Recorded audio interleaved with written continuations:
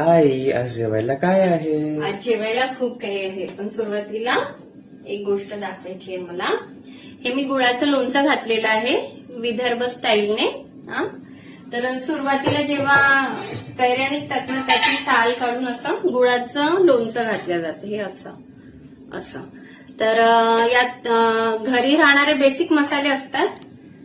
तेल नसते यात, पण खायला अगदी स्वादिष्ट लागते. तर कोणाला जर या लोणच्याची रेसिपी लागत असेल तर प्लीज मला कॉमेंट्स करा. मी पुढला व्हिडिओ या लोणच्यावरती टाकणार तुम्हाला.